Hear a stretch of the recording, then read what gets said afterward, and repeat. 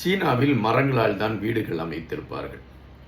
அதாவது இந்த வீட்டிற்கும் பக்கத்து வீட்டிற்கும் இடையே மரங்களால் அந்த சுவர் அமைத்திருப்பார்கள். இந்த வீட்டுக்காரர் ஒரு சுவர் அமைத்திருப்பார், அந்த வீட்டுக்காரர் சுவர் அமைத்திருப்பார். அப்படித்தான் ஒருவர் தன்னுடைய வீட்டிற்காக சுவர் அமைத்த பொழுது அதிலே ஒரு நீளமான ஆணியை அறைந்திருக்கின்றார். அந்த ஆணி அந்த சுவற்றில் போய் அந்த ஆணி உள்ளே பூந்து விட்டது. ஒரு 3 வருடம் கழித்து அவர் அந்த ஆணியை அந்த சுவற்றை அப்புறப்படுத்த வேண்டிய ஒரு சூழல் ஏற்படுகிறது. அந்த சுவற்றை அப்புறப்படுத்துகின்ற பொழுது இவர் அந்த 3 வருடத்திற்கு முன்பு அறைந்த அந்த ஆணியில் ஒரு பல்லியின் கால் சிக்கி அந்த பல்லி அந்த இடத்திலிருந்து நகர முடியாத ஒரு சூழலில் அது சிக்கி இருக்கிறது. ஆனால் அந்த பல்லி உயிருடன் இருக்கிறது. இந்த மனிதனுக்கு அதிர்ச்சி. 3 வருடத்திற்கு முன் நாம் இந்த ஆணியை அறைந்தோம். அந்த இடுக்கான பகுதியில் இந்த ஆணி அதில் போய் சிக்கி இருக்கிறது, அதில் பல்லி சிக்கி இருக்கிறது. இந்த பல்லி அங்கிருந்து வெளியே வருவதற்கான வாய்ப்புகள் இல்லை.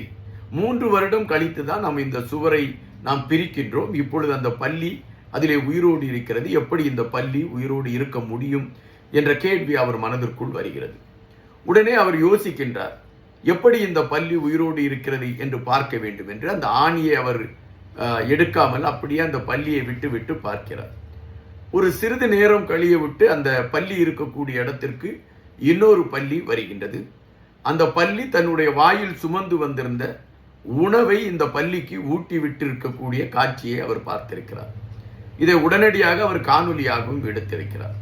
அப்படி என்றால் 3 வருடங்களாக நகரவே முடியாத ஒரு இடத்தில் இருந்த பல்லிக்கு உணவு கொடுத்து தன்னுடைய அதை பாதுகாக்கக்கூடிய ஒரு களத்தை சக பல்லி ஒன்று எடுத்திருக்கிறது என்பதை அவர் கண்டுபிடிக்கின்றார். அதை அவர் வெளியேயும் சொல்கின்றார். இங்கு நாம் பார்க்க வேண்டியது ஒன்றுதான். மனித நேயம் என்று நாம் நம்மை மையப்படுத்திய கருத்துக்களை பேசிக் கொண்டிருக்கின்றோம்.